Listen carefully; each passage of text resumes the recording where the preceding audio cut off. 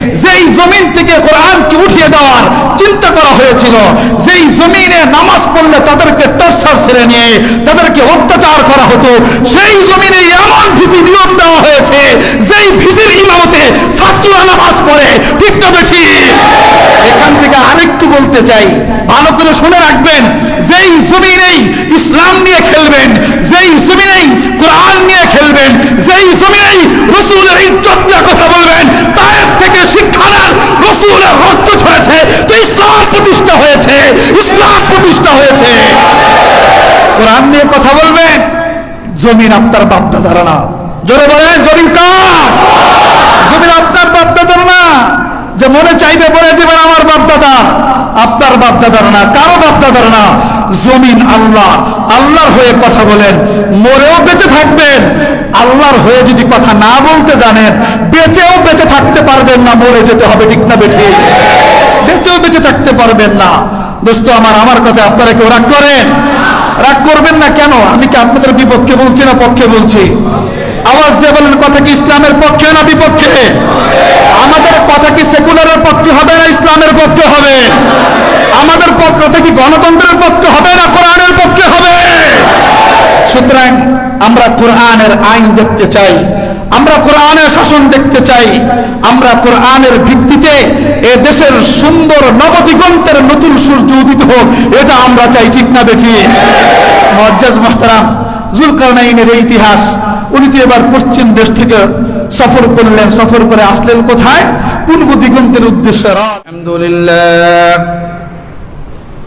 الحمد لله وحده والصلاة والسلام على النبي أما بعد فأعوذ بالله من الشيطان الرجيم بسم الله الرحمن الرحيم هذا رحمة من ربي هذا رحمة من ربي فإذا جاء وعد ربي جعله دكا إن الله وملائكته يصلون على النبي يا أيها الذين آمنوا صلوا عليه وسلموا تسليما اللهم صل على محمد وعلى آل محمد كما صليت على إبراهيم وعلى آل إبراهيم إنك حميد مجيد اللهم بارك على محمد وعلى آل محمد كما باركت على إبراهيم وعلى آل إبراهيم إنك حميد مجيد سبحانك لا علم لنا إلا ما علمتنا إنك أنت العليم الحكيم আল্লাহ রব্বুল আলামিনের দরবারে লাখ কোটি শুকরিয়া যে আল্লাহ রব্বুল ইজ্জত আপনাকে আমাকে ভালোবেসে মহব্বত করে আল্লাহ পাকের ঘর মসজিদে আসবার বসবার তৌফিক দান করেছেন। এই জন্য দিল থেকে শুকরিয়া আদায় করি, বলি আলহামদুলিল্লাহ। মুআজ্জাজ মুহতারাম, আল্লাহ রাসূল সাল্লাল্লাহু আলাইহি ওয়াসাল্লাম যখন দুনিয়াতে রিসালাত নিয়ে আগমন করেন, দুনিয়াতে আগমনের বয়স এক, রিসালাতের আগমনের বয়স আরেক। আল্লাহ রাসূল সাল্লাল্লাহু আলাইহি ওয়াসাল্লামের বয়স যখন 40 হয় তখন তার উপরে রিসালাত অবতীর্ণ হয়। আল্লাহ রাসূল সাল্লাল্লাহু আলাইহি ওয়াসাল্লাম রিসালাতের পূর্বে সে মক্কার কাছে সে সর্বজনীন সর্বস্বীকৃত একজন বিশ্বস্ত আল আমিন উপাদিত একজন ব্যক্তিত্ব ছিলেন। তো বিশ্বনবী সাল্লাল্লাহু আলাইহি ওয়াসাল্লাম যখন উনি ওনার রিসালাতের বাণী মক্কার বিভিন্ন প্রান্তে অলিতে গলিতে পৌঁছে দিচ্ছিলেন, ঠিক এমনই এক সময় যারা তার খুব আপনজন, প্রিয়জন, বড় কাছের, তারাই তখন সবচাইতে বড় তার শত্রু হয়ে দাঁড়ালো। এখান থেকে আমাদের সকলের একটা বিষয় জানবারও বিষয়, বুঝবারও বিষয়, সেটা হলো এই দুনিয়ার সবচাইতে শ্রেষ্ঠ ব্যক্তি রহমতুল্লিল আলামিন যখন রিসালাত, এই কোরআন নিয়ে যখন দুনিয়াতে ওনার দাওয়াত যখন উনি প্রচার প্রসার করেন, তো ওনার ঘরের মানুষ যখন ওনার সবচাইতে বড় কাছের এবং যারা তারা যেহেতু শত্রু হয়ে গেল, তো বুঝতে হবে এই যে এই রসুলের এই ধারায়, এই রসুলের ওয়ারেসে আম্বিয়া হয়ে যারা কোরআনের ধারক বাহক হয়ে উম্মতের কাছে দেশের অলিতে গলিতে কোরআন যারা পৌঁছাতে যাবে, তারা সবাই তার বন্ধু হবে না, ঠিক না বেঠিক? কেউ কেউ শত্রু হবে, হওয়াটাই স্বাভাবিক। বিশ্বনবী সাল্লাল্লাহু আলাইহি ওয়াসাল্লাম তখন ওনার এই দাওয়াত দিচ্ছেন, কিছু কিছু মানুষ গ্রহণ করছে, কিছু কিছু মানুষ কবুল করছে, কিন্তু যারা মক্কার কাফের মুশরিক তাদের মধ্যে একটা অস্থিরতা কাজ করলো। বলতেছে এই কথা যে বিশ্বনবী মুহাম্মদ সাল্লাল্লাহু আলাইহি ওয়াসাল্লাম সে যে একজন নবী, আমাদের এর একটা কিছু প্রমাণ দরকার। তো সেই প্রমাণটা কি? তো একজন ইহুদি পরামর্শ দিল, যাও মদিনায় গিয়ে মদিনায় যাও, মদিনায় ইহুদিদের বড় বড় বড় বড় পণ্ডিতরা আছে, সেই পণ্ডিতরা অবশ্যই তোমাদেরকে সুন্দর কোনো না কোনো একটা পরামর্শ দিবে। তখন মক্কার থেকে দুইজন মুশরিককে মদিনায় পাঠানো হলো। যাওয়ার পরে মদিনায় থাকা অবস্থানকালীন আব্দুল্লাহ ইবনে সালাম রাদিয়াল্লাহু আনহু সহ তৎকালীন সময়ের ইহুদিদের যারা কিছু কিছু প্রধান ব্যক্তিত্ব ছিলেন, যারা ইহুদিদের বড় পণ্ডিত ছিলেন, ধর্মীয় পণ্ডিত, তাদের কাছে গেলেন। যাওয়ার পরে জিজ্ঞেস করতেছেন যে আমাদের দেশে মক্কার জমিনে একজন ব্যক্তি এসেছে, আব্দুল্লাহর ঘরে জন্ম, আমেনার ঘরে জন্ম, কুরাইশ বংশে তার জন্ম, নাম তার মুহাম্মদ, সে আমাদের কাছে সর্বস্বীকৃত বিশ্বস্ত, কিন্তু হঠাৎ করে 40 বছরের মাথায় এসে বাপদাদার সব ধর্ম ত্যাগ করে সে এক আনিত নতুন ধর্মের দাওয়াত দিচ্ছে। এখন ব্যাপারটা হলো এই, তাকে কি আমরা সত্য হিসেবে মানব নাকি সে আসলে ভুয়া? আমরা এটা কি করে বুঝবো? তখন এই ইহুদিদের পণ্ডিত বললেন, একটা কাজ করো, 3টা প্রশ্ন করবা তাকে। 3টা প্রশ্নের সে যদি 2টা উত্তর দিতে পারে আর আরেকটা উত্তরের বেলায় সে যদি বলে আমি জানি না, তাহলে বুঝবা সে সত্য নবী। বলেন সুবহানাল্লাহ। যদি সে 2টা উত্তর দিতে পারে আর আরেকটা উত্তর যদি বলে যে আমি জানি না, বরং জানেন আল্লাহ, এতটুকু যদি সে বলে তাহলে সে সত্য নবী। তো বলেন এই 3টা প্রশ্ন কি একটু শিখিয়ে দেন।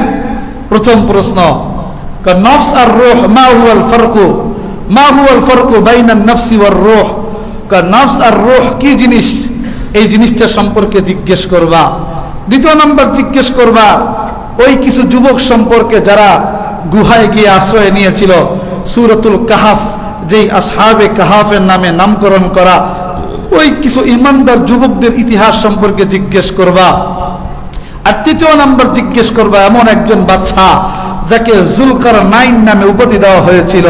এই 3টা প্রশ্ন তাকে করবা। 3টা প্রশ্নের মধ্যে সে 2টার উত্তর দিবে। একটা হলো জুলকারনাইনের ইতিহাস আর আরেকটা হলো এই আসহাবে কাহাফের ইতিহাস। এই 2টার সে উত্তর দিবে। আর রূহ সম্পর্কে জিজ্ঞেস করলে সে বলবে আমি জানি না। এখন গিয়ে তুমি গিয়ে তাকে এই 3টা প্রশ্ন করো, দেখো তার উত্তরের ধরন কি হয়। কারণ আমাদের কিতাব তাওরাতের মধ্যে লেখা আছে এই নবী যিনি আগমন করবেন সে সত্য হওয়ার পিছনে তার অনেকগুলো আলামত থাকবে। এটাও একটি আলামত যে তাকে 3টা প্রশ্ন করা হলে সে 2টার উত্তর দিবে আর একটার উত্তর দিবে না। মক্কার মুশরিকরা রাসূলের কাছে আসলেন, যাক পেয়েছি, এবার মুহাম্মদ সত্য না ভণ্ড এবার বোঝা যাবে। এবার বিশ্বনবী সাল্লাল্লাহু আলাইহি ওয়াসাল্লামের কাছে আসলেন, এসে বলতেছেন মুহাম্মদ তোমাকে আমরা 3টা প্রশ্ন করব, যদি তুমি 3টা প্রশ্নের উত্তর দিতে পারো তাহলে তুমি সত্য নবী। প্রশ্নের মধ্যে মাইর পেস, যদি তুমি 3টা প্রশ্নের উত্তর দিতে পারো, আচ্ছা বলেন 3টা কি প্রশ্নের উত্তর দেওয়া যাবে? সত্য হওয়ার জন্য যদি সত্য প্রমাণিত হতে হয় কয়টা প্রশ্নের উত্তর দিতে হবে? আর কয়টার দেওয়া যাবে না? একটার দেওয়া যাবে না, 2টার দিতে হবে। কিন্তু এসে বলতেছি কি তোমাকে 3টা প্রশ্ন করব, যদি তুমি 3টার উত্তর দিতে পারো তাহলে কি তুমি সত্য নবী। কথা প্রসঙ্গে মনে পড়ল এই বিষয়ের উপরে একবার এক জায়গাতে বয়ান করতে গিয়ে এই বিষয়ে একবার বয়ান আপনাদের হাওলাদার মার্কেটে মনে করেছিলাম, 2টা পর্যন্ত করতে পারছি, বাকি একটা করতে পারি নাই, জুলকারনাইনের ইতিহাসটা করতে পারি নাই। আল্লাহ যদি তৌফিক দান করে ইনশাআল্লাহ আজকে জুলকারনাইনের ইতিহাস সম্পর্কে আলোচনা করব, বলেন ইনশাআল্লাহ। মুআজ্জাজ মুহতারাম, তো এক জায়গাতেই এই হয়তো বা এই লঞ্চঘাটের এইদিকে এক জায়গায় এক মাহফিল শেষে আমাকে এক পণ্ডিত এসে প্রশ্ন করতেছে, হুজুর আপনার কাছে আমার একটা জিনিস জানতে হবে। কি জানবেন? হুজুর বলেন তো রূহ কোথায় থাকে, রূহ কি জিনিস? তা আমি বললাম, কারণ আমি তো জানি সিরাতে মুস্তাফার মধ্যে এবং সিরাতে খাতামুল আম্বিয়ার মধ্যে, এমন কি তাফসীর ইবনে কাসিরের মধ্যেও আল্লামা হাফিজ ইবনে কাসির রাহমাতুল্লাহ আলাইহি এই কথাগুলো লিখছেন। তো যেখানে রাসূল উত্তর দিতে পারে না এই রূহ কি জিনিস, সেখানে আমি যদি পণ্ডিতি করে উত্তর দিতে যাই এর মানে কি? তাহলে আমি বেশি বাড়াবাড়ি করলাম। তা আমি বললাম, রূহ কি জিনিস? আল্লাহ তো এটার ভেদ আর রহস্য তো উন্মোচন করে নাই, তাহলে আমি কেমনে বলি? তো উনি আমাকে একটা খোঁচা মেরে বললেন, তা কি হুজুর হইছেন, কইতে পারেন না? যাই হোক, তা আমি একটা হাসি দিয়ে বললাম যে মিয়া তুমি যে কোন মতলব নিয়ে আমার কাছে আসছো এটা আমার বুঝতে বাকি নাই, কারণ এই মতলব নিয়ে মক্কার মুশরিকরা রসুলের কাছে গেছিল। তো রসুলের কাছে আসছেন, তো রূহ কি জিনিস? আল্লাহ রসুল সাল্লাল্লাহু আলাইহি ওয়াসাল্লাম চুপ। জিজ্ঞেস করছেন আসহাবে কাহাফের ঘটনা সম্পর্কে বলেন। আল্লাহ রসুল এই ক্ষেত্রেও চুপ। জুলকারনাইনের ইতিহাস সম্পর্কে বলেন। আল্লাহ রসুল এই ইতিহাসের ক্ষেত্রেও চুপ। বলতেছে কি মোহাম্মদ উত্তর দিতে পারবা না? আল্লাহ রসুল বললেন, আমি নিজের তরফ থেকে ওয়ামা আনতিকু আনিল হাওয়া, আমি আমার নিজের তরফ থেকে কোনো কথা বলি না, সুতরাং আমার উত্তর দেওয়ার কোনো সাধ্য নাই। কিছুদিন পরেই ইব্রাহিম আমিন আলাইহিস সালাতু ওয়াস সালাম আল্লাহ রসুলের কাছে আগমন করলেন এই রূহ সম্পর্কে এই আয়াত নিয়ে। আল্লাহ রাব্বুল আলামিন আয়াত নাজিল করে পাঠাইলেন, ইয়াসআলুনাকা আনির রূহ কুলির রূহু মিন আমরি রাব্বি। নবী, তারা আপনাকে জিজ্ঞেস করবে রূহ সম্পর্কে, তা আপনি বলে দিবেন সোজা উত্তর, এটা আমার বিষয় না। আওয়াজ দিয়ে বলেন, এই বিষয়টা কার? কুল আমরি রাব্বি, এটা আমার রবের বিষয়, এই বিষয়ে আমি কিচ্ছু বলতে পারবো না। বলেন আমার নবী মিথ্যা না সত্য? প্রমাণিত হয়ে গেল। এখন বাকি আছে 2টা। আসহাবুল ফিল সম্পর্কে একটু বলেন, আসহাবে কাহাফ সম্পর্কে একটু বলেন। আল্লাহ রাসূল সাল্লাল্লাহু আলাইহি ওয়াসাল্লাম বললেন, আসহাবে কাহাফ সম্পর্কে বলবো, যখন ঘটনা নাজিল হবে তখন আসহাবে কাহাফের ঘটনাও নাজিল হলো। যাই হোক দোস্ত বুজুর্গ, আসহাবে কাহাফের ঘটনা একদিন সময় হলে, সুযোগ হলে, স্থান মোতাবেক সময় উপযোগী হলে একদিন বলবো ইনশাআল্লাহ। 3 নম্বর, জুলকারনাইন সম্পর্কে একটু বলেন। আল্লাহ রাব্বুল আলামিন সঙ্গে সঙ্গে এই আয়াত নাজিল করলেন। আয়াত নাজিল করে বলতেছেন, ইয়াসআলুনাকা আন যিল কারনাইন কুল সাতুলু আলাইকুম মিনহু যিকরা। নবী, তারা আপনাকে জুলকারনাইন সম্পর্কে জিজ্ঞেস করবে, আপনি বলবেন সাতলু আলাইকুম মিনহু যিকরা, অপেক্ষা করো অচিরেই আমি তোমাদের কাছে জুলকারনাইনের ইতিহাস উপদেশ আকারে তোমাদের সামনে তেলাওয়াত করে শোনাবো। বলেন সুবহানাল্লাহ। জুলকারনাইনের ইতিহাস যদি ঘাটাঘাটি করা হয় তো সংক্ষেপে এতটুকু বলতে পারি, জুলকারনাইনের পরিচিতি নবী আর রাসূল এই হিসাবে নয়, বিশ্বের কাছে আল্লাহ রাব্বুল আলামিন জুলকারনাইনকে 4 জন মহাপরাক্রমশালী বাদশার একজন হিসাবে আল্লাহ পাক তাকে দুনিয়াতে পাঠিয়েছিলেন। জুলকারনাইনের ইতিহাসের মধ্যে কি আছে? এমন কি জানবার বিষয়টা আছে যে জুলকারনাইন একজন বাদশা হয়ে তার সম্পর্কে রাসূলকে জিজ্ঞেস করা হবে, আর রাসূল সাল্লাল্লাহু আলাইহি ওয়াসাল্লাম এটা উত্তর দিতে পারলে সে সত্য নবী প্রমাণিত হবে। 1 দ্বিতীয় নাম্বার বিষয় হলো এমন কি মাহাত্ম্য আছে এখানে যে আল্লাহ রাব্বুল আলামিন জুলকারনাইনের ইতিহাস কোরআনের মধ্যে বর্ণনা করলেন। ছোট্ট করে বলতে চাই, নবীদের যেমন গুরুত্ব আছে, রাসূলের যেমন গুরুত্ব আছে, ও দোস্ত স্মরণ রাখবেন, নেতা যদি দেশের নেতা আল্লাহর জন্য যদি হয়, আল্লাহ রাব্বুল আলামিন ওই নেতাকে নবীর পরে মর্যাদা দেয়, নবীর পরে মর্যাদা দেয়। প্রথম বিষয় হলো এটা বোঝানোর জন্য আল্লাহ রাব্বুল আলামিন জুলকারনাইনের ইতিহাস এনেছেন। দ্বিতীয় নাম্বার, জুলকারনাইন কে? জুলকারনাইন সম্পর্কে বিভিন্ন বুদ্ধিজীবীরা, বিশারদগণ তারা বলেন জুলকারনাইন এটা তো তার নাম না, জুলকারনাইন এটা হলো তার একটা উপাধি। তাহলে তার নাম কি? তার নাম হলো সাইরাস। জোরে বলেন তার নাম কি? এখন তার নাম নিশ্চয়, তার সাথে কি আমি বলতে পারবো না, কারণ এটা নিয়েও মতবিরোধ আছে, কিতাবের মধ্যে আছে তাই বললাম। কিতাবের মধ্যে আছে সাইরাস, তাহলে তার নাম কি? তার নাম হলো যুলকারনাইন, এটা তার উপাধি। শব্দটার একটা বিশ্লেষণ আছে। কারনুন অর্থ হলো সিং। কারনুন অর্থ কি? জোরে বলেন, কথা বোঝার সুবিধার্থে। কারনুন অর্থ কি? সিং। তো কারনানে মানে হলো দুইটি সিং, তো যুলকারনাইন মানে হলো দুইটি সিং ওয়ালা, দুইটি সিং ওয়ালা।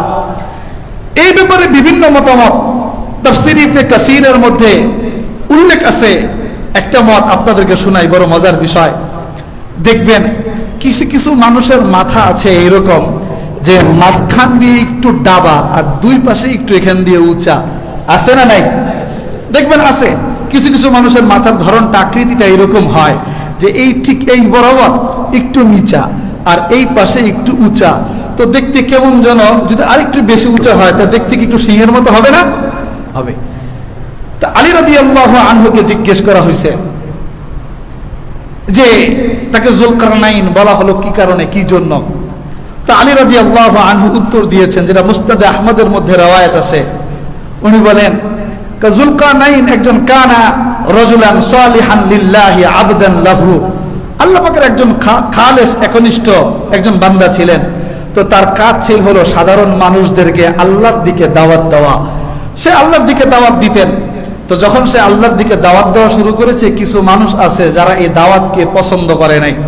তখন রাগের বশবর্তী হয়ে তো ওই মানুষজন লাঠি মেরে তার মাথার এই এক সাইডে বাড়ি দিয়েছে। বাড়ি দেওয়ার পরে লোকটা মারা গেছে। আল্লাহ রাব্বুল আলামিন তাকে আবার পুনরায় জীবন দান করলেন। সে আবার পুনরায় জীবিত হয়ে মানুষদেরকে সে আবার পুনরায় দিনের দাওয়াত দেওয়া শুরু করলেন। দ্বিতীয়বার মানুষজন আবার তার মাথার আরেক সাইডে বাড়ি মারলেন। বাড়ি কয়টা হলো? দুইটা। যেহেতু দুই মুরায় দুইটা বাড়ি মারছেন, এই জন্য তার নামও হয়ে গেছে যুলকারনাইন। যাই হোক, কিন্তু আরো কিছু ব্যাখ্যা আছে। যেহেতু আল্লাহ রাব্বুল আলামিন কোরআনের মধ্যে তার সফরের কথা উল্লেখ করেছেন, সেই হিসেবে আব্দুল্লাহ ইবনে ওমর রাদিয়াল্লাহু আনহু বলেন যে তাকে যুলকারনাইন এই জন্য বলা হয় যে পৃথিবীর একটা প্রান্ত হলো পশ্চিম, পৃথিবীর আরেকটা প্রান্ত হলো পূর্ব। এই মাশরিক আর মাগরিব দুই প্রান্তের রাজত্ব করেছিলেন যুলকারনাইন। এই দুই প্রান্তের রাজত্ব করবার কারণে যুলকারনাইনকে এই দুই সিংওয়ালা বাদশা বলা হয়। বলেন না সুবহানাল্লাহ। তৃতীয় নম্বর ছোট্ট একটা ব্যাখ্যা, এটা বড় আজীব ব্যাখ্যা। সেটা হলো এই কারনুন অর্থ হলো শতাব্দী। জোরে বলেন, কারনুন অর্থ কি? শতাব্দী। তো যুলকারনাইন এটা একটা উপাধি দেওয়া হয়েছে। উপাধিটা কেমন উপাধি? তাকে এক শতাব্দী, সে যে শতাব্দীতে এসেছে ওই শতাব্দীর তো সে বাদশা, এই জন্য তাকে যুলকারন বলা হয়। তার ওই শতাব্দী পরবর্তী প্রজন্মের মানুষের জন্য ইতিহাস হয়ে আছে, এই জন্য তাকে যুলকারনাইন বলা হয়। এর মানে পরবর্তী মানুষের জন্য ইতিহাস কিভাবে হয়ে আছে? উত্তর হলো এই যে সে তার জমানার যেমন বাচ্চা ছিলেন, ওই বাচ্চা যদি বর্তমান প্রজন্মেও যদি থাকতো, যেই দেশে থাকবে সেই দেশের নাগরিকের জন্য তার সুরক্ষা এটা প্রতিষ্ঠিত হবে ইনশাআল্লাহ। মুআজ্জাজ মুহতারাম, এখন এই যুলকারনাইন সম্পর্কে যখন জিজ্ঞেস করা হইল, আল্লাহ রাসূল সাল্লাল্লাহু আলাইহি ওয়াসাল্লাম বললেন সমস্যা নাই, সাআতলু আলাইকুম মিনহু যিকরা, এই যুলকারনাইনের ইতিহাস সম্পর্কে আমি তোমাদের কাছে অবশ্যই তেলাওয়াত করে শোনাবো। তো আল্লাহ রাসূল সাল্লাল্লাহু আলাইহি ওয়াসাল্লাম একে ধারাবাহিকভাবে তেলাওয়াত করে শোনাচ্ছেন। বলছেন ইন্না মাক্কান্না লাহু ফিল আরদ ওয়া আতাইনাহু মিন কুল্লি শাইইন সাবাবা। আল্লাহ রাসূল বলতেছেন যুলকারনাইনকে আল্লাহ রাব্বুল আলামিন মহা রাজত্ব দিয়ে রেখেছেন, মহা রাজত্ব দিয়েছেন। শুধু এই পর্যন্ত ক্ষান্ত নয়, এবং আল্লাহ পাক তাকে দুনিয়া রাজত্ব করবার জন্য যত ধরনের উপকরণ হতে পারে সব ধরনের উপকরণ আল্লাহ পাক এই যুলকারনাইনকে দিয়েছিলেন। যদি সৈনিক দরকার পড়ে সৈনিক ছিল, অস্ত্র দরকার পড়ে অস্ত্র ছিল, যদি জমিনকে বলতো জমিন সংকীর্ণ হয়ে যাও, জমিন সংকীর্ণ হয়ে যাইত। যেইভাবে সে বলতো ওইভাবেই তার জন্য সব কিছুই তার অনুকূলে চলে আসতো। তো আল্লাহ পাক বলেন ফাআতবা সাবাবা, যেহেতু তার সব উপকরণ তার জন্য ব্যবস্থা ছিল, এই জন্য জুলকারনাইন চিন্তা করলেন আমি আমার উপকরণকে ব্যবহার করে আমি আমার এই রাজত্বর পশ্চিম আর পূর্ব দুইটা একটু সফর করে দেখি। হাত্তা ইদা মাগরিবা শামস, তার সর্বপ্রথম সফর ছিল হলো পশ্চিম অঞ্চলে গেলেন। হাত্তা ইদা মাগরিবা শামসি ওয়াজাদাহা তাগরুবু ফি আইনিন হামিআতিন ওয়া ওয়াজাদা ইনদাহা কওমা। ওখানে যাওয়ার পরে দেখলেন যে সূর্যটা ডুবে যাচ্ছে। কোথায়? ফি আইনিন হামিআতিন, একটা ঝর্ণার মধ্যে, কর্দমাক্ত ঝর্ণা, মানে হলো কেমন যেন ওই একটা সূর্যটা একটা কাদাযুক্ত গর্তের মধ্যে ঢুকে যাচ্ছে।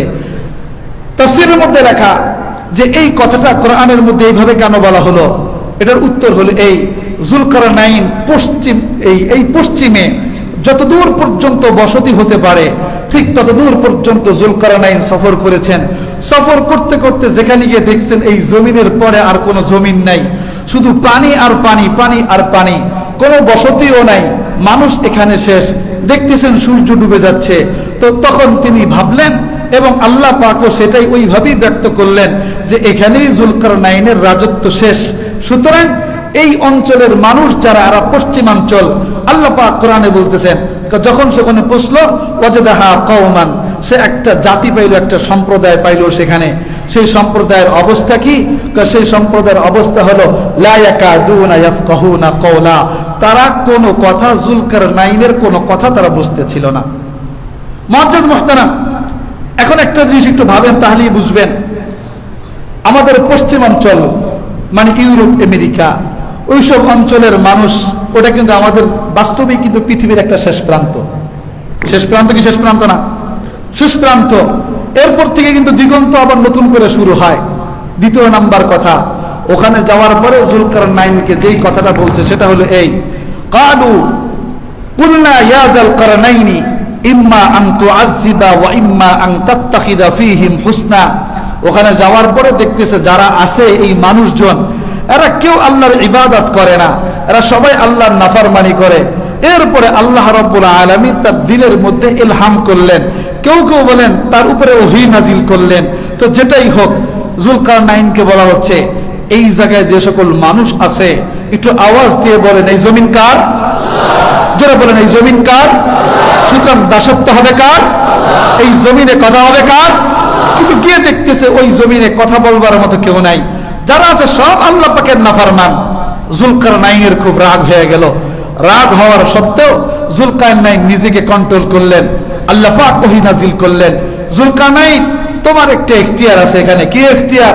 এই পশ্চিমাঞ্চল সব লোকদেরকে তুমি চাইলে হত্যা করে আযাব দিয়ে ধ্বংস করে দিতে পারো, অথবা তুমি চাইলে আন তাত্তাখিযা ফীহিম হুসনা, তুমি চাইলে এদের সাথে সুন্দর সদ্ব্যবহার করতে পারো। এখানকার ব্যাখ্যাটা হলো এই, বুঝটা হলো এই, ইসলামের একটা নীতিমালা আছে। ইসলামের নীতিমালা হলো এই, ইসলাম কখনোই কারো কাছে গোলামি স্বীকার করে থাকবার জন্য জন্ম হয় নাই। ঠিক না বেঠিক? ইসলাম এমন একটা ধর্ম, কোরআন এমন একটা কিতাব, রাসূলের আনীত ধর্ম এমন একটা ধর্ম, এই ধর্ম যুগে যুগে বাহ্যিক অবস্থায় দেখা গেছে এটা নির্যাতিত, কিন্তু বাস্তবে এটা নির্যাতিত নয়, বরং এটাকে যারা নির্যাতন করতে এসেছে কিছুদিন অতিবাহিত হওয়ার পরে তাদের বাপ দাদা 14 গোষ্ঠীর নাম নিশানা মুছে গিয়েছে। ঠিক না বেঠিক? ইসলামের একটা আদর্শ আছে, ওখানে যাওয়ার পরে সেই ইসলামের আদর্শটা জুলকারনাইন বাস্তবায়ন করেছেন। গিয়ে বলতেছেন দেখো জমিনটা তো আল্লাহ, তোমরা আল্লাহ পাকের নাজ নেয়ামত ভোগ করছো, শোনো তোমাদেরকে আল্লাহ পাকের দাওয়াত দিচ্ছি। প্রথম নম্বর অপশন, তোমরা যদি আল্লাহ পাকের আনীত ধর্মকে যদি তোমরা মেনে নাও তাহলে তোমাদের সাথে আমাদের কথা হবে খুব সুন্দর। দ্বিতীয় নম্বর, আল্লাহ পাকের ধর্মকে তোমরা মানবা না, ঠিক আছে, আল্লাহ পাকের দ্বীন এখানে প্রতিষ্ঠিত হবে, কিন্তু কথা হলো তোমরা তোমাদের ধর্মের উপরেই থাকবা, থাকতে গিয়ে আমাদেরকে তোমরা ট্যাক্স দিবা। কয়টা অপশন হলো? জোরে বলেন কয়টা অপশন হলো? দুইটা। তাহলে প্রথম নাম্বার অপশন হলো ইসলাম ধর্ম গ্রহণ করবা, দ্বিতীয় নাম্বার অপশন হলো ইসলাম ধর্ম গ্রহণ করবা না, তোমরা তোমাদের ধর্মের উপরেই থাকো, কোনো আপত্তি নাই, কিন্তু আমাদেরকে তোমরা ট্যাক্স দিবা। তৃতীয় নাম্বার অপশন, যদি তোমরা ধর্ম না গ্রহণ করো, যদি তোমরা ট্যাক্স না দাও তাহলে তোমরা স্বৈরাচার এবং স্বেচ্ছাচারিতায় লিপ্ত হবা, তখন তোমাদের মাঝে আর আমাদের মাঝে তরবারি ছাড়া আর কোনো কথা চলবে না। ঠিক না বেঠিক? তরবারি তখন আমাদের মাঝে তোমাদের মাঝে কথা বলবে। আল্লাহ পাক ওই কথাটাই বলতেছেন, কুল্লা ইয়া যাল কারনাইন ইম্মা আন তুআযিবা ওয়া ইম্মা আন তাত্তাখিযা ফীহিম হুসনা। তখন যুলকারনাইন বললেন, ক্বালা আম্মা মান যালামা ফাসাওফা নুআযিবুহু সুম্মা ইউরাদ্দু ইলা রাব্বিহি ফায়ুআযিবুহু আযাবান নুকরা। যে আমার কথা মানবে, সমস্যা নাই, দুনিয়াতে তার তো গর্দন ফালানো হবেই, কুফরি অবস্থায় মৃত্যুবরণ করবে, রব্বে কারীমের কাছে গিয়ে নিকৃষ্ট আযাবের স্বাদ আস্বাদন করবে। আর ওয়া আম্মা মান আমানা ওয়া আমিলা সালিহা, যে ঈমান আনয়ন করবে, সৎ কাজ করবে, ফালাহু জাযাআনিল হুসনা ওয়া সানাকুলু লাহু মিন আমরিনা ইউসরা, তাদের জন্য রয়েছে উত্তম থেকে উত্তম প্রতিদান। শুধু এতটুকুই নয়, তাদের সাথে আমাদের কথা হবে বন্ধু সুলভ কথা। ঠিক না বেঠিক? আবারও বলছি, ভালো করে বুঝবেন, এটা কোরআনের দিক নির্দেশনা। বলেন হুজুর একটু আস্তে করে তো কথা বলা যায়, বলেন তো হুজুর একটু নরম করে তো কথা বলা যায়। অদস্ত নরম করে কথা ততক্ষণ পর্যন্ত বলতে পারবো যতক্ষণ পর্যন্ত দাওয়াত কবুল করার আশা রাখতে পারি। কিন্তু যখন বুঝবো দাওয়াত কবুল করার আশা রাখবেন না, তাহলে মাথায় রাখবেন, আপনি যদি হকের বিপক্ষে থেকে উঁচু গলায় কথা বলতে পারেন, তো হকের পক্ষে থেকে আমরা কেন উঁচু গলায় কথা বলতে পারবো না? দোস্ত আমার, যুলকারনাইন সুন্দর এইভাবে বলে দিলেন, ওখান থেকে যারা ইসলাম ধর্ম গ্রহণ করবা তারা ইসলাম ধর্ম গ্রহণ করলেন, যারা ট্যাক্স দেবা তারা ট্যাক্স দিলেন, যারা ট্যাক্স দিবে না, ইসলাম ধর্ম গ্রহণ করবে না, যুলকারনাইন তাদের কল্লা আর কল্লা রাখে নাই, কল্লা তার শরীর থেকে গর্দান থেকে আলাদা করে দিয়েছে। মুআজ্জাজ মুহতারাম, এখান থেকে ছোট্ট করে আপনাদের কাছে একটা বিষয় ঈমানি চেতনা জাগ্রত করবার জন্য বলছি। ঈমানদার যারা হবে তাদের মাথা নিচু না উঁচু? আরো জোরে, নিচু না উঁচু? স্মরণ রাখবেন, আমরা কোনো কাবুর জাতি নয়, আমরা বড় বীরের জাতি। আমাদের ইতিহাস আজকে নয়, নতুন করে নয়, এই শতাব্দী নয়, আগের শতাব্দীও নয়, বিশ্বের শুরু থেকে নিয়ে যদি মুসলিম জাতির ইতিহাস যদি তালাশ করেন, বিভিন্ন সময়ে বর্বরচিত আকারে আমাদের উপরে জুলুম আর নির্যাতন হতে পারে, কিন্তু যারা গলা উঁচু করে রেখেছে, আল্লাহ তাদের মর্যাদা কিয়ামত পর্যন্ত সমুন্নত রেখেছে। ঠিক না বেঠিক? মুআজ্জাজ মুহতারাম, আপনাদের কাছে বিনীত নিবেদন, আপনারা ওয়াদা করতে পারবেন তো যে জীবন থাকতে, এক ফোঁটা রক্ত থাকতে কোনোদিনও ইসলামকে কারো সামনে হেয় প্রতিপন্ন করতে দেব না? পারবেন তো ইনশাআল্লাহ? এক ফোঁটা রক্ত থাকা অবস্থায় ইসলামকে কেউ ছোট করে কথা বলবে, কোরআনকে কেউ কটাক্ষ করে কথা বলবে, রসুলকে কেউ কটাক্ষ করে কথা বলবে, আমার এক ফোঁটা রক্ত থাকা পর্যন্ত মুমিন পরিচয় দিয়ে এক মুহূর্তের জন্য বরদাস্ত করা সম্ভব না। ঠিক না বেঠিক? মুআজ্জাজ মুহতারাম, লম্বা নসিহত কত আর করবো, প্রত্যেক জুমাই তো বলি, প্রায় জুমাই তো কোরআন থেকে ভাবে ঘটনাগুলো আপনাদের সামনে আনি। শুনুন, যে ঢাকা ইউনিভার্সিটিতে এখনো বেশি দিন পার হয় নাই, মাত্র 4 মাসও পার হয় নাই, যারা তারাবি নামাজ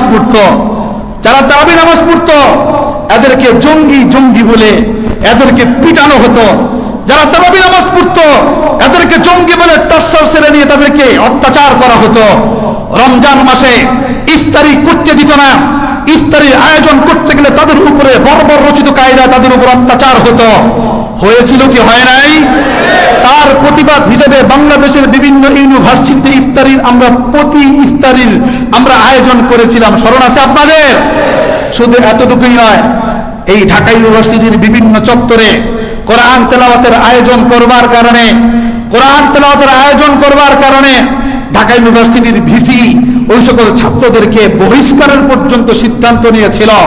আরে এগুলো তো আমার আল্লাহ জবাব দিতে জানে, আমরা তো সে আল্লাহর গোলাম, হয়তোবা 2 টাকার সরকারের গোলাম আপনারা হতে পারেন।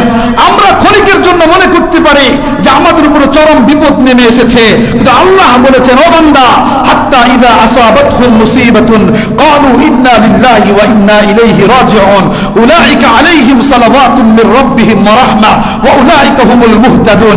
আরে বিপদ আসবে, একটু দাঁড়িয়ে থাকো, এই বিপদের সময় সবর ধরনের ওয়ালার সাথে জোরে বলেন আছেন কে? সময়ের ব্যবধানে খুব বেশি হয় নাই, মাত্র 4 মাস হয়েছে যেই জমিন থেকে কোরআনকে উঠিয়ে দেওয়ার চিন্তা করা হয়েছিল, যেই জমিনে নামাজ পড়লে তাদেরকে টর্চার ছেড়ে নিয়ে তাদেরকে অত্যাচার করা হতো, সেই জমিনে এমন ভিসি নিয়োগ দেওয়া হয়েছে যেই ভিসির ইমামতে ছাত্ররা নামাজ পড়ে। ঠিক তো বেশি? এখান থেকে আরেকটু বলতে চাই, ভালো করে শুনে রাখবেন, যেই জমিনেই ইসলাম নিয়ে খেলবেন, যেই জমিনেই কোরআন নিয়ে খেলবেন, যেই জমিনেই রাসূলের ইজ্জত নিয়ে কথা বলবেন, তায়েফ থেকে শিক্ষা নেন, রাসূলের রক্ত ঝরেছে তো ইসলাম প্রতিষ্ঠা হয়েছে, ইসলাম প্রতিষ্ঠা হয়েছে। কোরআন নিয়ে কথা বলবেন, জমিন আপনার বাপদাদার না। জোরে বলেন, জমিন কার? জমিন আপনার বাপদাদার না। যে মনে চাইবে বলে দিবেন আমার বাপদাদা, আপনার বাপদাদার না, কারো বাপদাদার না। জমিন আল্লাহ, আল্লাহর হয়ে কথা বলেন, মরেও বেঁচে থাকবেন। আল্লাহর হয়ে যদি কথা না বলতে জানেন, বেঁচেও বেঁচে থাকতে পারবেন না, মরে যেতে হবে। ঠিক না বেঠিক? বেঁচেও বেঁচে থাকতে পারবেন না। দোস্ত আমার কথা আপনারা কেউ রাগ করেন? রাগ করবেন না কেন? আমি কি আপনাদের বিপক্ষে বলছি না পক্ষে বলছি? আওয়াজ দিয়ে বলেন, কথা কি ইসলামের পক্ষে না বিপক্ষে? আমাদের কথা কি সেকুলারের পক্ষে হবে না ইসলামের পক্ষে হবে? আমাদের কথা কি গণতন্ত্রের পক্ষে হবে না কোরআনের পক্ষে হবে? সুতরাং আমরা কোরআনের আইন দেখতে চাই, আমরা কোরআনের শাসন দেখতে চাই, আমরা কোরআনের ভিত্তিতে এ দেশের সুন্দর নবদিগন্তের নতুন সূর্য উদিত হোক, এটা আমরা চাই। ঠিক না বেঠি? মুআজ্জাজ মুহতারাম, যুলকারনাইনের ইতিহাস, উনি তো এবার পশ্চিম দেশ থেকে সফর করলেন, সফর করে আসলেন কোথায়? পূর্ব দিগন্তের উদ্দেশ্যে রওনা হইলেন। হাত্তা ইদা বালাগা মাতলি আশ-শামসি ওয়াজাদাহা তাতলু আলা কওমিন লাম নাজআল লাহুম মিন দুনিহা সিতরা। পূর্ব দিগন্তে চলে গেলেন। পূর্ব দিগন্তে যাওয়ার পরে ওখানে গিয়ে দেখলেন হঠাৎ এমন একটা জাতি, যেই জাতির কোনো ঘরবাড়ি নেই। সূর্য ওখান থেকে উদিত হয়, কিন্তু তাদের কোনো ঘরবাড়ি নাই। তো আমি একটা জিনিস চিন্তা করে দেখলাম, আমার দেখা মতে, পড়া মতে, আমার ইতিহাস জানা মতে,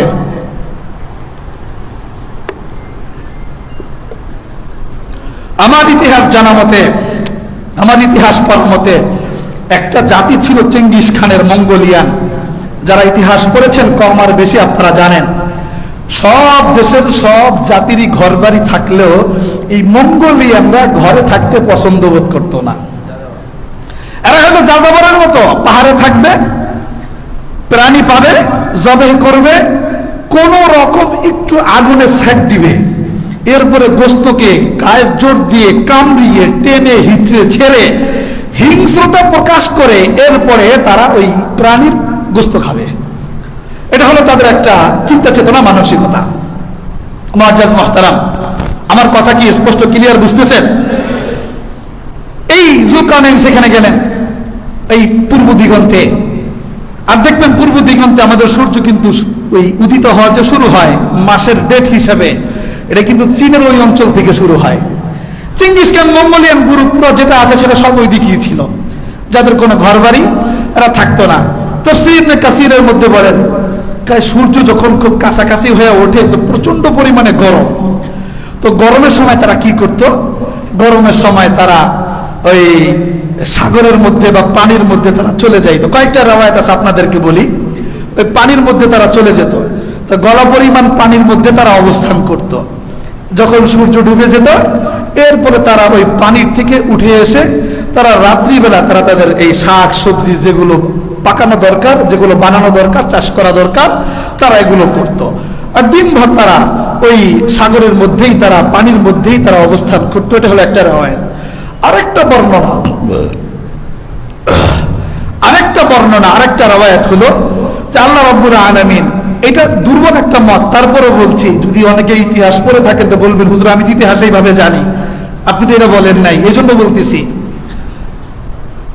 আরেকটা বর্ণনা হলো যে আল্লাহ পাক ওই অঞ্চলের মানুষদেরকে কান দিয়েছিল বড় বড়, তো এত বড় কান দিয়েছিল যে ওই কান দিয়েই তারা নিজেদেরকে তারা ঢেকে রাখতে পারত। এটা দুর্বল মত, আগের মতটাই বেশি গ্রহণযোগ্য। কারণ আল্লাহ পাক ইতিহাসে এমন কোন মানুষ দেয় নাই যেই মানুষের শরীরের চাইতে কান বড়, এরকম কোন বর্ণনা আমি পাই নাই। আর ওলামায়ে কেরামও যেহেতু বলেছেন এটা দুর্বল, তাই আমিও বলি দুর্বল। কিন্তু ইতিহাসটা ছোট্ট করে এতটুকু এই জন্য বললাম, যদি কেউ পড়ে থাকেন তাহলে বলতে না পারেন হুজুর আমি তো এটা এইভাবে পড়েছি। তো মূল কথা হলো ওই দেশের মানুষ, ওই অঞ্চলের মানুষ চেঙ্গিস খানের গ্রুপ, এরা হলো বর্বর, আগের থেকেই ছিল, আদিকাল থেকেই ছিল। তাদের কোনো লাম নাজিদ লাহু মিন দুনিহা সিতরা, তারা এই সূর্যের থেকে বাঁচবার জন্য তারা কোনো ছাদের ব্যবস্থা করতে পারতো না। তারা ছিল যাযাবর, থাকতে হলো পাহাড়ের মধ্যে।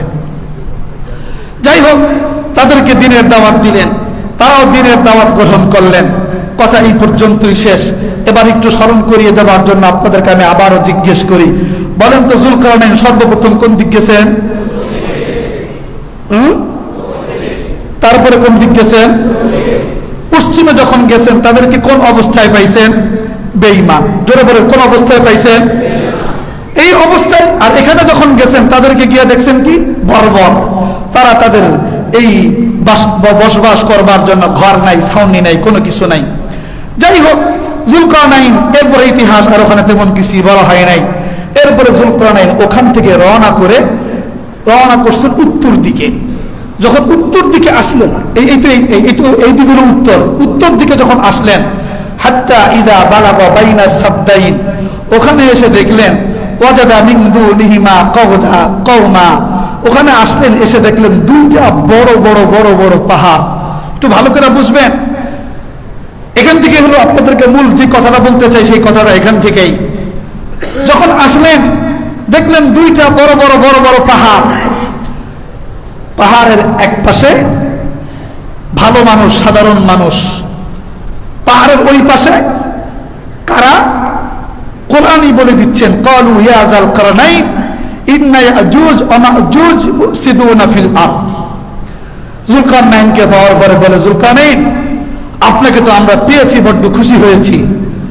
আপনার কাছে আপনি যেহেতু পুরো একেবারে পশ্চিম আর পূর্ব দুনো দিগন্তের মাঝখানে সব জমিনের বাদশাহিত্ব আল্লাহ আপনাকে দান করেছেন, এই জন্য আপনাকে বলি, এই যে দুইটা পাহাড় দেখতেছেন, দুইটা পাহাড়ের ওই পাশে ইয়াজুজ আর মাজুজ নামে একটা জাতি আছে, যেই জাতি সময়ে সময়ে আমাদের এই পাশে আসে, এসে তারা আমাদেরকে মারে, আমাদের বসতি ভাঙচুর করে, আমাদের ক্ষেত খামার নষ্ট করে, আমাদেরকে হত্যা করে। একটা মুফসিদুনা ফিল আরদ, তারা জমিনে ফাসাদ সৃষ্টি করে। মুআজ্জাজ মুহতারাম, একটা জিনিস বুঝেন, ভালো করে বুঝেন, ইয়াজুজ মাজুজ আর আমাদের এই সাধারণ মানুষ, এরা কি একসাথে থাকতেন নাকি আলাদা থাকতেন? ভালো করে বুঝেন, একসাথে না আলাদা? পাহাড়ের এক পাশে হলো সাধারণ মানুষ, আরেক পাশে হলো ইয়াজুজ এবং মাজুজ। এখন এই ক্ষেত্রে একটা জিনিস আপনাদের ক্লিয়ার করতে হবে, ইয়াজুজ আর মাজুজ এটা কি কোনো প্রাণীর নাম না? এটাও একটা মানুষের নাম, এটাও একটা মানুষ। এরা কারা? নূহ আলাইহিস সালাতু ওয়াস সালামের প্লাবনের পরে নূহ আলাইহিস সালাতু ওয়াস সালামের সন্তান ছিল তিনজন। জোরে বলেন কয়জন? একজনের নাম সাম, আরেকজনের নাম হাম, আরেকজনের নাম হলো ইয়াফাস। নাম কি? ইয়াফাস। একটু মুখস্থ করেন, সাম, হাম, ইয়াফাস। বলেন কি? সাম, হাম, ইয়াফাস। কয় সন্তান? তিন সন্তান। এই নূহ আলাইহিস সালাতু ওয়াস সালামের প্লাবনের পরে এই তিন সন্তানের মাধ্যমে আল্লাহ পাক আবার পুরো দুনিয়ায় মানব জাতির বিস্তার ঘটাইছেন। বলেন না সুবহানাল্লাহ। কিন্তু ইয়াজুজ আর মাজুজ এইরা হলো নূহ আলাইহিস সালাতু ওয়াস সালামের এই তৃতীয় সন্তানের সন্তান। এর মানে বোঝা গেল কি, ইয়াজুজ মাজুজ আলাদা কোনো গরু ছাগলের মতো আলাদা কোনো প্রাণী না, এরাও কি একটা মানব জাতি, এরাও কি একটা মানব জাতি, ইয়াজুজ মাজুজ। তখন বলতেছে ইন্না ইয়াজুজ ওয়া মাজুজ মুফসিদুনা ফিল আরদ। বাচ্চা, ওই পাহাড়ের ওই পাশ থেকে ইয়াজুজ আর মাজুজ এরা আমাদের এই পাশে আসে। তারা দেখতে একটু হাট্টা কাট্টা বড় সড়ো, শক্তিশালী, হিংস্র মনোভাব। আমাদের এই জমিনে এসে তারা বড় ফাসাদ সৃষ্টি করে, আমাদের ঘর দুয়ার ভেঙে ফেলে, আমাদেরকে হত্যা করে, আমাদের ক্ষেত খামার নষ্ট করে। একটা কাজ করি, ফাহাল্লা জাআলু লাকা খারজান আলা আন তাজআলা বাইনানা ওয়া বাইনাহুম সাদ্দা। আপনি তো বাচ্চা, আমরা আমাদের এই জনগণ মিলে কিছু আপনাকে ট্যাক্স দেই, কিছু আপনাকে টাকা পয়সা দেই, এই টাকা পয়সার মাধ্যমে আপনি আমাদেরকে তাদের মাঝে একটা বিশাল প্রাচীর বানিয়ে দেন। খেয়াল করেন, ট্যাক্স দেওয়ার প্রস্তাব আগে দিয়েছে নাকি এই বাচ্চার তরফ থেকে প্রাচীর হওয়ার প্রস্তাব আগে এসেছে? ট্যাক্স দেওয়ার প্রস্তাব আগে এসেছে। কি বলতেছে? আমরা আপনাকে একটা ট্যাক্স দেই, আপনি সেই ট্যাক্সের বিনিময়ে আপনি আমাদেরকে এখানে একটা প্রাচীর বানায়া দেন। যুলকারনাইন বললেন, ক্বালা মা মাক্কান্নী ফীহি রাব্বী খায়রুন ফাআইনুনি। শোনো, দেখো আমার রব আমাকে যথাযথ অনেক ক্ষমতা দান করেছেন, অনেক শক্তি দান করেছেন, অনেক মাধ্যম আর আসবাব দান করেছেন, অনেক অর্থকড়ি আমাকে দান করেছেন। সুতরাং তোমাদের অর্থকড়ি আমার লাগবে না। দোস্ত আমার, এখান থেকে আমি একটা কথা ছোট্ট করে বলি, জনগণ চায় বাচ্চাকে টাকা দিতে যাতে করে প্রাচীর নির্মাণ হয়, আর বাচ্চা বলে টাকা পয়সা লাগবে না, আল্লাহ আমাকে যা দিয়েছে সেটা তোমাদের থেকে অনেক উত্তম। সুতরাং এখান থেকে একটু বুঝবার চেষ্টা করবেন, বাচ্চার ভিতরে যদি আল্লাহ পাকের ভয় থাকে, জনগণের টাকা প্রয়োজন ছাড়া ধরবে না। আল্লাহ পাকের যদি ভয় না থাকে, জনগণের টাকা প্রয়োজন হোক আর অপ্রয়োজন হোক ধরবে তো ধরবে, রাষ্ট্রের টাকা মেরে খেয়ে রাষ্ট্রকে দেউলিয়া করে ছাড়বে, ঠিক না বেঠিক? কোরআন বলছে, ক্বালা মা মাক্কান্নী ফীহি রাব্বী খায়রুন, তা আমার রব আমাকে যা দিয়েছে লাগবে না। শোনো, তোমাদের কাছে ভিতরে একটা জিনিস চাই। কি জিনিস চান? ফাআইনুনি বিকুওয়াতিন আজআল বাইনাকুম ওয়া বাইনাহুম রাদমা, আমাকে একটু শক্তি দাও, তোমাদের জনগণের শক্তি চাই, এই শক্তি দিয়ে তোমরা আমাকে বড় বড় আতুনি জুবারাল হাদিদ, এই পাথর, এই বড় বড় লোহার বড় বড় বড় বড় স্তূপ, এগুলো একটু আমাকে জমা করে দাও। এখান থেকে আমি আপনাদেরকে একটা কথা বলতে চাই, সেটা হলো এই কোরআন বলছে, আমি বলছি না। একটা দেশের জনগণ, একটা দেশের শক্তি। এখান থেকে বুঝবেন, জনগণ যদি রাষ্ট্রপ্রধানের হয়, জনগণ যদি রাষ্ট্রপ্রধানের হয়, ওই রাষ্ট্রপ্রধানের ক্ষমতা ছিনিয়ে নেবার কেউ থাকবে না। আর জনগণ যদি রাষ্ট্রপ্রধানের না হয়, পার্শ্ববর্তী দেশ যতই বন্ধু হোক না কেন ক্ষমতায় বসে রাখতে পারবে না, ঠিক তবে ঠিক। সুতরাং কোরআনের মেসেজ ভালো করে নিয়েন, কোরআনের মেসেজ ভালো করে নিবেন। যেই ক্ষমতায় আসেন, যেই মসনদে বসেন, বসেন, আপত্তি নাই, কিন্তু এখান থেকে শিক্ষা নেবেন। 15 বছর রাজত্ব করেছে, দেশের মানুষকে বন্ধু বানাতে পারে নাই, তাই বন্ধুদের চেহারাও বসে রাখতে পারে নাই, ঠিক তবে ঠিক। যদি থাকতে হয়, যারাই আসবেন, যারাই থাকবেন, পাশের দেশকে বন্ধু নয়, দেশের জনগণকে বন্ধু বানান। দেখবেন ক্ষমতায় থাকার জন্য কারো সহযোগিতা লাগবে না। দেশের জনগণ আপন ভালোবেসে এই চেয়ার থেকে আপনাকে কোনোদিনও যেতে দিবে না, ঠিক তবে ঠিক। আর যদি জনগণকে যদি ভালো না বাসেন, স্মরণ রাখবেন, ইতিহাস বলে দিচ্ছে, পড়াবার জন্য বাংলাদেশের 1 ইঞ্চি মাটিও আপনাকে সুযোগ দিবে না, সুযোগ দিবে না, ঠিক তবে ঠিক। মুআজ্জাজ মুহতারাম, একটু ভালো করে বুঝেন, আতুনি জুবারাল হাদিদ, আমাদেরকে লোহার স্তূপ এনে দাও, তোমাদের কাছে এই শক্তিটাই চাই। এনে দিলেন, এনে দেওয়ার পরে বলছেন, কালাম ফুকু, এবার তোমরা আগুন ধরায়া দিলাম। দেখবেন আমাদের সমাজে এক সময় যখন মানুষ চুলা ছিল, লাকড়ি দিয়ে রান্না বাড়া করতো, তো লাকড়ি আর পাতা ঢুকায় দেওয়ার পরে ফু দিত, দেখতেন? কেন দেখতেন? কারণ মুখ দিয়ে যেটা বের হয় এটা কার্বন ডাই অক্সাইড। এই কার্বন ডাই অক্সাইড যদি আগুনের সাথে মিশে যায়, তাহলে আগুন কমে না, বরং আগুন কি করে? বাড়ে। তো বলতেছেন, আমি তো আগুন ধরাইয়া দিলাম, পাথরে পাথরে ঘষা দিয়ে আগুন ধরাইয়া দিছে। ধরাইয়া দিয়ে বললেন, এবার তোমরা ফু দাও। এবার ফু দিছেন, আতুনি জুবারাল হাদিদ হাত্তা ইদা সাওয়া বাইনাস সাদাফাইন, এই 2 পাহাড় পরিমাণ উঠছে। ওঠার পরে বলছেন কালাম ফুকু, এরপরে তো ফু দিলেন। ফু দেওয়ার পরে যখন পুরা লোহার ভিতরে আগুন হয়ে, একেবারে আগুন হয়ে যখন লাল হয়ে গেল, তখন ওই লোহার মধ্যে তামা ঢেলে এই পাহাড় সম পরিমাণ বিশাল একটা প্রাচীর বানিয়ে দিয়েছেন। বলেন না সুবহানাল্লাহ। এবার একটা জিনিস যদি বুঝে থাকেন উত্তর দিবেন। প্রথম তো বুঝছেন, যদি ক্ষমতায় থাকতে হয়, বন্ধু কি পার্শ্ববর্তী দেশ হতে হবে নাকি জনগণ হতে হবে? আর একটু জোরে বলেন, পার্শ্ববর্তী দেশ না জনগণ? দ্বিতীয় নম্বর বুঝেন, নিজের জনগণকে বাঁচানোর জন্য সিদ্ধান্ত বন্ধু দেশ দিবে না, সিদ্ধান্ত নিজের জনগণের সাথে আলোচনা করেই সিদ্ধান্ত নিতে হবে, ঠিক না বেঠিক? আমি আমি এখান থেকেই একটা কথা বলে দিতে চাই, জুলকারনাইন একজন বাদশা, সেই পুরো বিশ্ব মানব জাতির কাছে একটা মডেল। কোরআন তার আদর্শ একেবারে সুন্দরভাবে সূর্যের ন্যায় প্রকাশ করছে।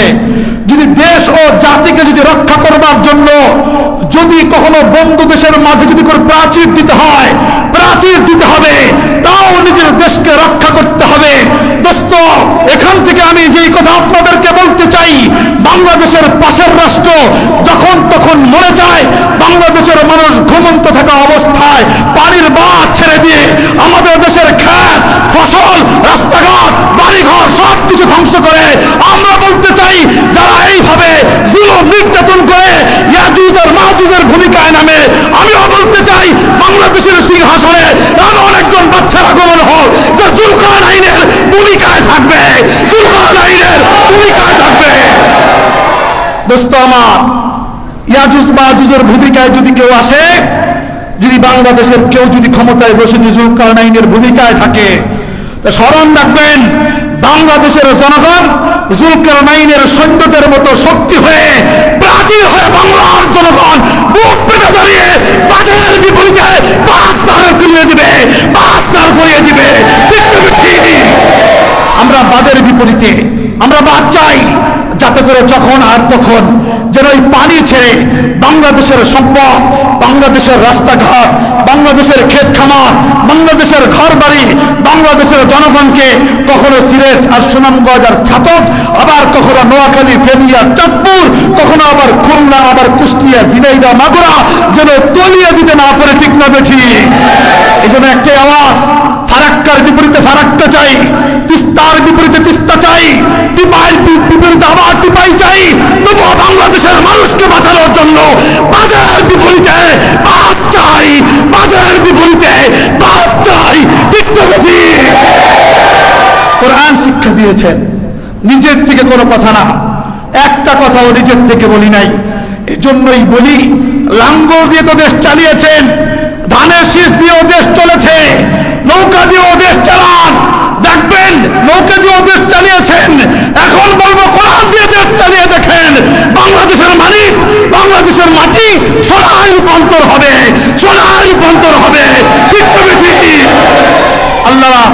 আল্লাহ পাক এই দিগন্তকে, আল্লাহ পাক এই মাটিকে, আল্লাহ পাক এই দেশকে এই কোরআনের নূরে, কোরআনের আলোয় আলোকিত করে ইসলামের একটি ভূখণ্ড হিসাবে কবুল ও মঞ্জুর করুক। বলেন আমিন। মুআজ্জাজ মুহতারাম, ছোট্ট করে একটু মেসেজ দিতে চাই, ভালো করে বুঝবেন, খুব বেশি দূরে নয়। আফগানিস্তানের মতো একটি রাষ্ট্র 30টা বছর যুদ্ধ করেও আজ তারা ঋণগ্রস্ত নয়। ঠিক না ঠিক? তারা কিন্তু ঋণগ্রস্ত নয়। কেন জানেন? উত্তর একটাই, এই যুদ্ধগ্রস্ত দেশ সাধারণ কোনো মানুষ নয়, কোরআনের ভিত্তিতে পাগড়িওয়ালারা চালাচ্ছে। পাগড়িওয়ালাদের মাধ্যমে দেশ চালান, ঋণ থাকবে না, চলও থাকবে না। ঠিক না বেশি? আল্লাহ, তুমি আমাদের সকলকে এই কোরআনের ছায়াতলে দল মত নির্বিশেষে সবাইকে একত্রিত হওয়ার তৌফিক দান করো। কথায় রাগ করছেন? জোরে বলে রাগ করছেন? কথাগুলো বলেছি কার জন্য? শেষমেশ জমিন কার? জোরে বলেন, জমিন কার? কথা চলবে কার? বিধান বাস্তবায়ন হবে কার? সুতরাং এই দেশ শান্তিতে আসতে হলে তন্ত্র মন্ত্র নয়, একমাত্র কোরআনের আইনি দেশ চালাতে হবে। ঠিক না বেঠি? আল্লাহ, তুমি আমাদের সকলকে বোঝার তৌফিক দান করো। ওয়া আখির দাওয়ানা আনিল হামদুলিল্লাহি রাব্বিল আলামিন।